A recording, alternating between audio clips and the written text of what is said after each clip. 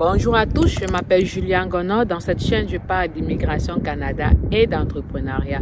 Aujourd'hui, on va parler du programme qu'avait lancé le gouvernement canadien pour rendre les études gratuites pour les immigrants, en particulier les étudiants internationaux au Canada. La suite après le générique.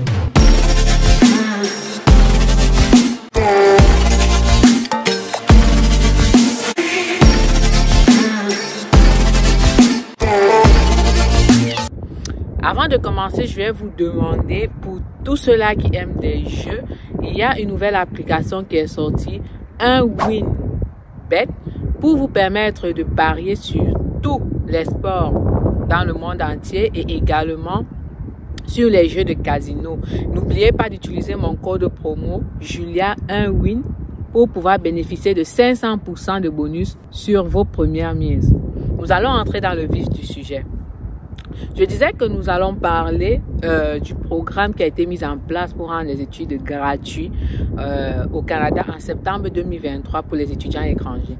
J'ai fait au moins 3 vidéos à ce sujet et il y a toujours des malentendus, des incompréhensions qui reviennent à mon égard. Donc, premièrement, il faut savoir que, je l'avais déjà dit, quand on a dit études gratuites pour les étudiants étrangers, c'était dans la mesure où, je vais prendre le cas, dans les universités au Nouveau-Brunswick qui coûtent entre 8 000 et 9 000 voire 10 000 $ canadiens pour les résidents permanents et les citoyens canadiens au Nouveau-Brunswick.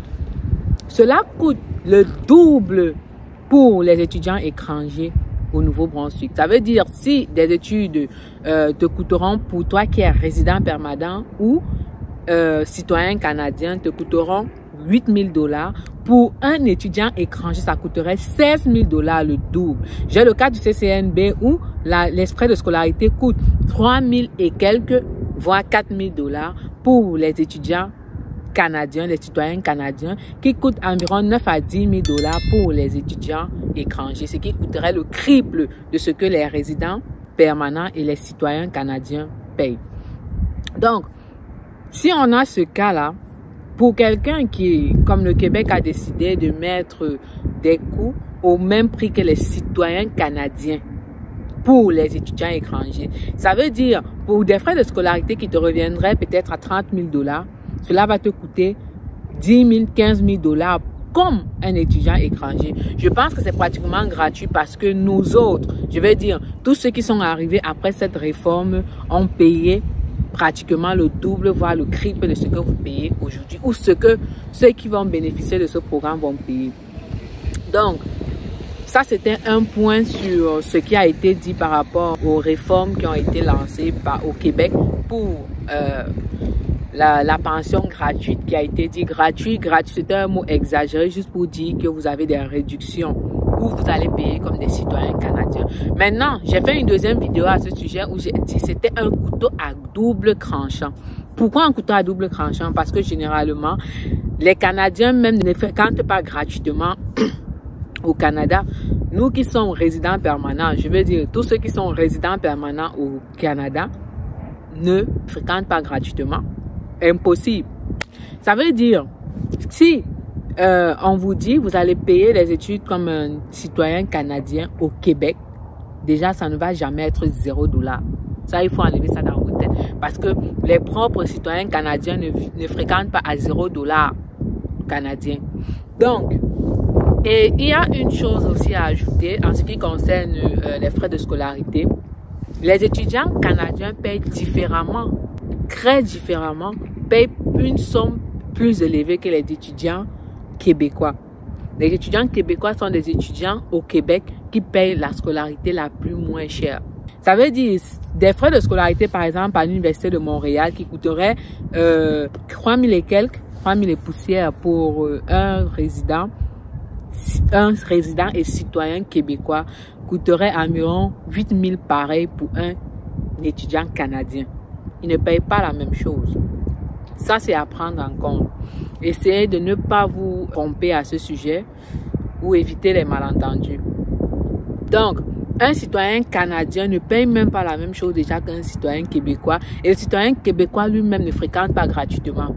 Ce point m'amène à un autre point.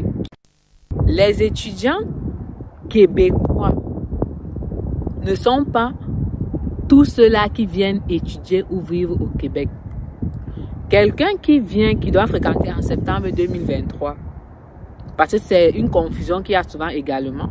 Quelqu'un qui va fréquenter en septembre 2023, qui vit au Nouveau-Brunswick et qui quitte le Nouveau-Brunswick pour aller fréquenter en septembre 2023 et quitte en juin 2023, n'est pas considéré comme citoyen québécois. Parce que pour être citoyen québécois, il faut premièrement soit avoir la résidence au Québec, soit déjà avoir été au Québec datant de 1 an. Donc, ça veut dire que tu résides au Québec, ça fait 1 an, soit pour travailler et autres. Ou alors avoir des parents qui sont citoyens québécois. Donc, il y a cette confusion à ne pas faire que j'ai déjà entendu. Non, non, il suffit d'aller vivre au Québec. Il y a des conditions. Si tu fais 1 an au Québec, en tant que résident, tu deviens résident québécois. Tu obtiens ta résidence au Québec, tu deviens résident québécois. Tu obtiens ta citoyenneté au Québec, tu deviens citoyen québécois. À faire très attention, il y a des nuances. Donc, de ce côté, j'allais dire que c'est impossible, je dis bien impossible, que les études soient gratuites au Canada. La preuve, les Canadiens même, les Québécois même et autres prennent des prêts étudiants, fréquentent à crédit pour pouvoir payer leurs frais de scolarité au Canada. Et pourquoi? Ça également, j'ai déjà entendu des dires négatifs par rapport, ils sont feignants, pourquoi ils prennent des prêts étudiants, pourquoi? Il faut savoir que la situation de chacun n'est pas pareille, même pour les Canadiens. Et je vois même des internationaux aujourd'hui prennent des prêts étudiants pour fréquenter. La situation de tout le monde n'est pas pareille. Je vais prendre le cas d'un citoyen canadien où sa mère est préposée aux bénéficiaires et son papa est peut-être entretien au ménage, mais qui va aller suivre cette étude de médecine peut-être à l'université de Laval ou à l'université d'Ottawa. Des études pour des médecins qui coûteraient environ 30 000 $ par année. Il prendra cet argent où pour pouvoir financer les études de 30 000 $. Il ne sera pas au même titre que toi qui va aller au CCNB, campus d'Edmundston, campus de Bathurst, et autres pour pouvoir payer les frais de scolarité à 8 000 $ parce qu'il paye 30 000 $ l'année sans compter ses frais de subsistance, la nourriture, le transport et autres, le loyer. Alors, c'est tout à fait légitime qu'il puisse prendre un prêt étudiant parce que même si ses parents peuvent l'aider à hauteur de 10 000 $ l'année, peut-être aider même aussi à payer la chambre, il resterait quasiment 20 000 $ à payer pour ses frais de scolarité, sachant que les études en médecine sont demandantes. C'est pas évident de travailler à temps plein et d'étudier au même moment, comme dans certains programmes.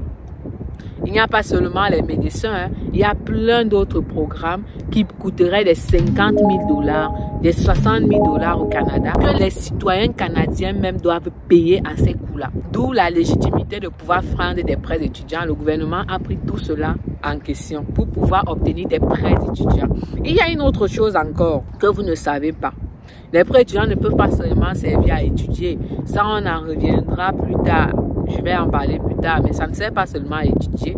Parce que c'est une somme d'argent qu'on te remet dans ton compte bancaire. Une fois que tes études ont été payées, s'il y a du reliquat, donc s'il y a une différence, on te balance la différence dans ton compte bancaire. Donc, les gens qui prennent les prêts étudiants ne sont pas forcément des fous alliés. Il faudrait que vous retirez cette idée de vos pensées.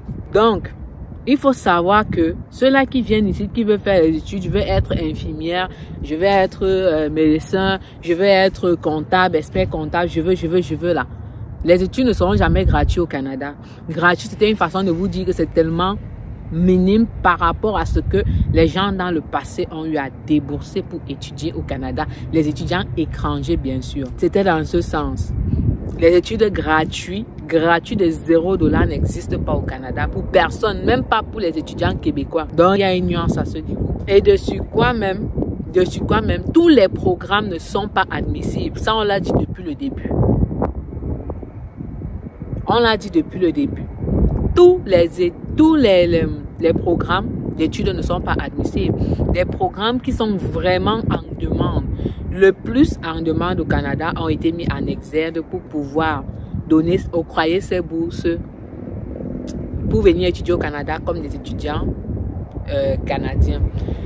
Et ce qu'il faut savoir encore plus, c'est que c'est pas toutes les universités on nous a amenés hors de la métropolitaine de Montréal. Tu avais dit dans les villages, moi j'aime souvent dire aux Français que nous tous on comprend en africain, dans les villages et les campagnes ou campagnes du Canada. C'est là qu'on vous a amené pour pouvoir aller étudier gratuitement, entre guillemets. Il y a encore une autre chose pour ce programme, c'est que les places ne sont pas ouvertes. Ça veut dire que toute une université ne va pas vous accueillir avec une bourse. Vous voyez, ça c'est comme une bourse qu'on vous octroie, qu'on vous donne. Tous les étudiants ne vont pas pouvoir avoir la bourse. On va par exemple voir dans certaines universités où il y a juste 36 places, 50 places, 60 places, 100 places au trop pour la bourse.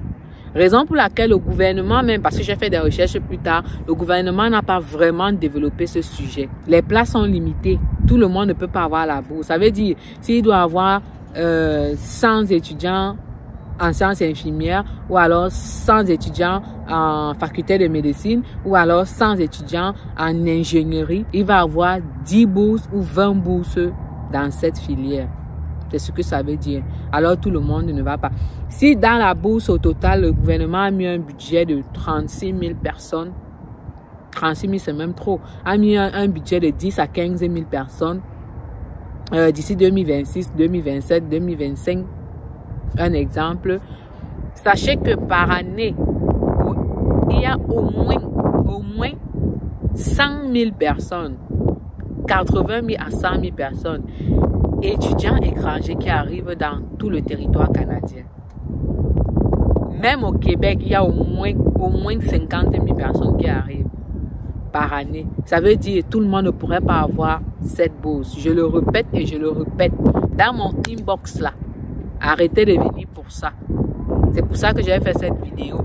Tout le monde ne pourra pas avoir cette bourse. Et peut-être à l'heure où je vous parle ici, il n'y a même plus de place disponible pour les bourses. C'est tellement allé vite que c'est fini. Peut-être à l'heure actuelle où je vous parle. Donc tout le monde n'aura pas la bourse québécoise, plus précisément. Donc, nous allons nous arrêter là pour cette vidéo. Merci de m'avoir écouté jusqu'à la fin. N'oubliez pas de vous abonner, de liker, de partager, de commenter. Cela aide à référencer la vidéo. Toutes vos préoccupations, mettez-les en commentaire. Pour ceux qui désirent me contacter en privé, je laisse généralement mon courriel sur la description. Il y a mon adresse courriel gonogloria@gmail.com pour pouvoir m'écrire, pas pour poser des questions de façon vague et ouverte, mais tout simplement pour pouvoir échanger dans un cas d'accompagnement et pour résoudre vos problèmes. Souvent, les rendez-vous en privé sont payants, pas gratuits. Ça, c'était de 1. De 2, n'oubliez pas de vous abonner avec mon code promo Julia 1win pour le cadre du jeu, pour les parieurs bien sûr et les joueurs de casino, pour pouvoir gagner 500% de bonus dans vos premières mises. Julia 1win pour le code promo. Merci. Et on se voit à la prochaine vidéo.